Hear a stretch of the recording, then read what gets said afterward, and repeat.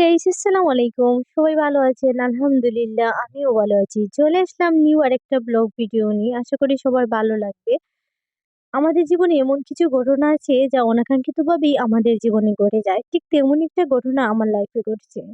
তার জন্য আমার মনটা কিছুটা খারাপ কিন্তু তারপরে কিছুটা আনন্দ হচ্ছে কারণ অনেকদিন পরে আমি রিক্সাতে একা, একা চড়ছি। সাথে যদি বান্ধবী বা প্রিয়জন সাথে থাকতো তাহলে হয়তো আরেকটু ভালো লাগতো। ওয়েদারটাও খুব সুন্দর। মানে একদম সন্ধ্যার দিকে প্রায়।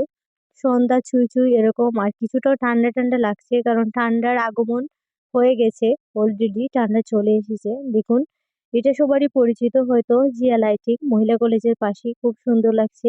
আর সবথেকে যেটা খুব বেশি আমার কাছে ভালো লাগছে সেটা হলো দেখুন চাঁদ কত সুন্দর দেখা যাচ্ছে। আর রিক্সাগুলো অসাধারণ।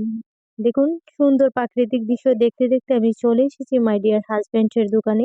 আর উনি এতটাই ব্যস্ত যে আমি এসেছি সেটা খেয়ালই করেননি।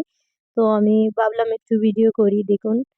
উনি সেটার খেয়াল নেই সেদিকে ওনাকে মশাই কাটছে তো আমি বললাম যে কোয়েল জ্বালাও হোয়াটস হ্যাপেন্ড খুব তো কি করো?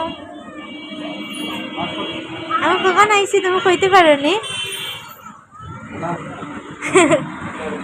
15-20 মিনিট ধরে আমি অপেক্ষা করলাম না তুমি কইতেই পারো না আমি বই রয়েছি ইয়া দেখি তুমি কিতা করে চুপি চুপি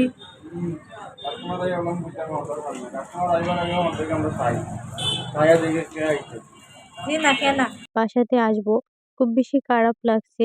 কিছু করার নেই। জীবনটা এরকমই। এরকমই চলতে হয় আমাদেরকে। কখনো ভালো, কখনো খারাপ। ভালো-মন্দ মিলেই তো জীবন। সবটাতেই মানিয়ে নিতে হয়। যাই হোক একটা আশ্চর্যজনক বিষয় হয়তো আমাদের লাইফের সবারই ঘটেছে।